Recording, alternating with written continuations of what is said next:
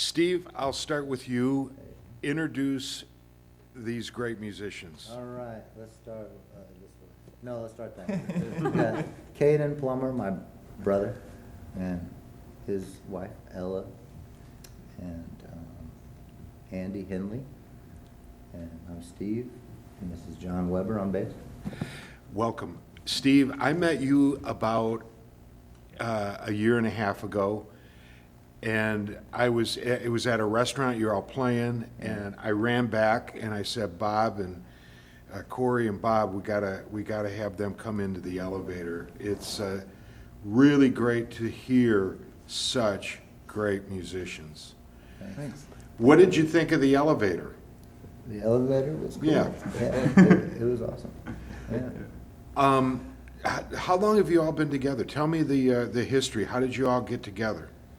7 years or something, or 8? Yeah, you and Caden have probably been playing. Yeah.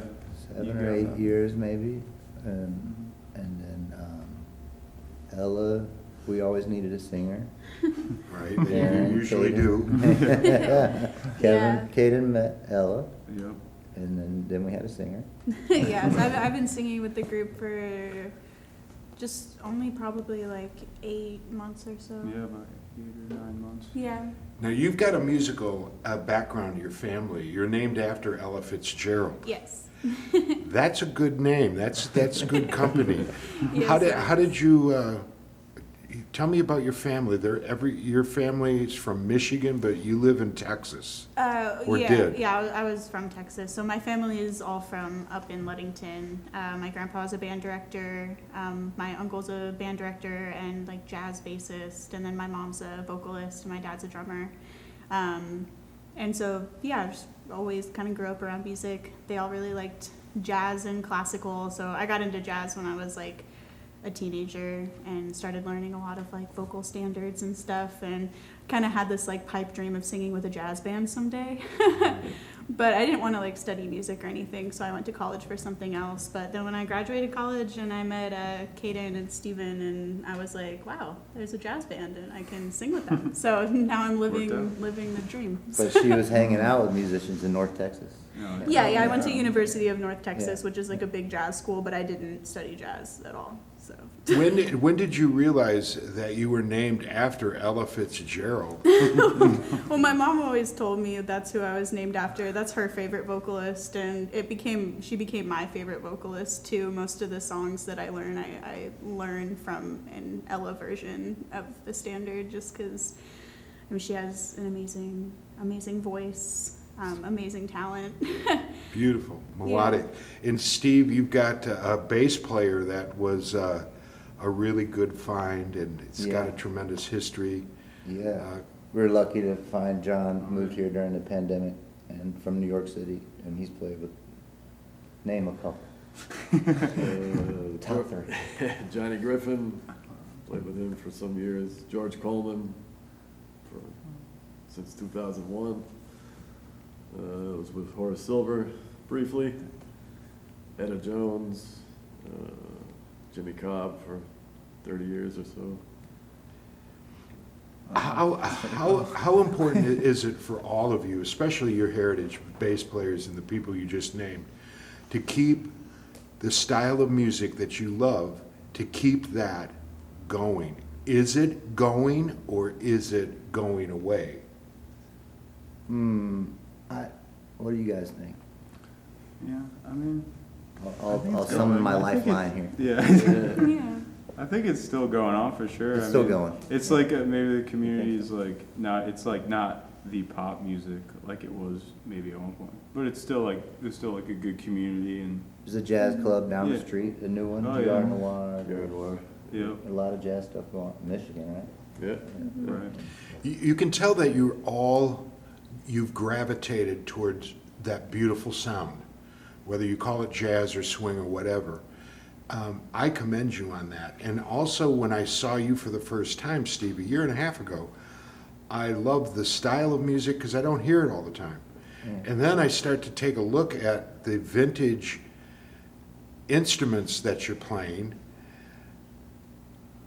Where did you guys come from? And it's so refreshing. How important is it to play those vintage instruments because they're contributing to such a great sound. Yeah, I mean, the gypsy jazz stuff we do was, Django Reinhardt style. He was playing this kind of old French style jazz / classical / guitar. And, his 30s and 40s music. And then the Ella Fitzgerald stuff we do. Caden's got an arch top, so it's all kind of blends in. And, with the gypsy jazz stuff, it's probably more important with that stuff, but I still like to play it in this ensemble also. It's beautiful. Yeah. I mean, that history, when you say that guitarist, my goodness, I don't think you get better than that. And to have such a challenge with his hand and whatnot. Are you getting the support you think you should be getting? How do people get a hold of you? Because I could sit and listen to you all night long. How do people get a hold of you? Give us that contact. Well, we've got the Elevator GoGo video now. Right? Yes, you do. Yes, you do. Yeah. We'll be using that. Oh, yeah. Yeah. And people see us playing live at the Old Goat or in Grand Rapids and get a hold of us with business cards, that kind of thing. Are you traveling besides, because there is some heritage, there is some I'm really proud of the musicians that are in Michigan. Oh, yeah. And, you're from New York and whatnot. Are you able to travel the country to venues that really want to hear your style of music? Are they out there? Yeah, we're traveling a bit this summer. We're going to the UP and then Yeah. we got a festival in Brighton, Went out to, Wisconsin, Wisconsin. Madison. There was a Django festival. Yeah. And we'll be Yeah. doing it a little more in the future. A lot of local stuff. I think definitely the future of the group definitely wants to expand and travel a lot more and, find those places and those niche places that really want the kind of old school jazz and who want like the group to be there. So that's what we've talked about as the goal for the coming years is to do more traveling both in and out of Michigan. What about folks that are growing up and they're becoming interested in music? What do you tell them? What style do you tell them to? I mean, I look at you all and I think it's so great to study jazz piano, jazz guitar, jazz bass, because if you can play jazz, you can play anything. What do you recommend young people? Andy does a lot of Oh, teaching. yeah. Yeah, with the keyboards. I mean, Yeah, I think keyboard's a great instrument to start I do on, too. for sure. Yeah. I think just like learning your chords. Yeah, because learning chords and like theory is so helpful for learning any style, like you said. Chords and like some scales. And Charlie Christian. and Charlie Andy, Christian. when you started playing, I know there's a program that's out there that's been around called the Suzuki program, where you're learning by listening ear. How important is that to listen to ear, but then eventually be able to learn to read music? Yeah. Especially if you're going to become a studio musician, you've got to do both. Tell me about that. Yeah, I didn't do Suzuki, but definitely like that's in the jazz world, like with transcribing, like learning solos by ear and memorizing them, and but doing Suzuki would be great too. And just like learning, like I have some students now where we'll just work on like simple songs, learning it by ear, and I think like getting students to start like doing that as quickly as possible is awesome, and like getting away from reading music. So when you say you've got students now, young students, do you let them play what they want to learn? And what are those tunes? The ones that they want to learn. Yeah. No. No. Yeah. No. Only I play say jazz. my music only. No, I mean, but it's interesting Yeah. what the young ones are saying, hey, can you teach me? For sure. I've had students who want to learn like K-pop songs, like BTS, like just, pop songs for sure. That's like kind of extreme and hard to approach sometimes, but like some folk songs, stuff like that. But I think trying to get students into jazz, I've had one student who's played with us before, who's great, and he got really into it, and just like not really pushing them into jazz, but just like showing them what you like, and just kind of letting them find it, what they like too. And I think that's really cool, because I think in jazz sometimes there's like a lot of pressure to like, oh, you have to like this or you have to like this, but just letting them find what they enjoy. is awesome. Where do you see yourselves, all of you, in like a year from now? Where do you want to be? I mean, if you could, anywhere you want to play, what is success to you? Hawaii, Hawaii.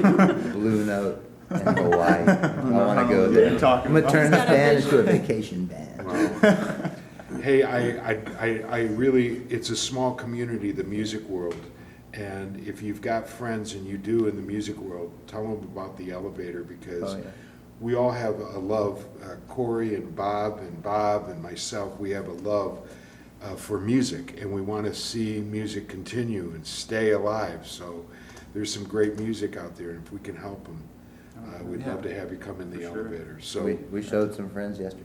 please Yeah. do. And, Oh, yeah, and really, awesome. such great musicians, and thank you very much for coming into the elevator. Yeah, Thanks. thanks for having us. Thank you. Thank you.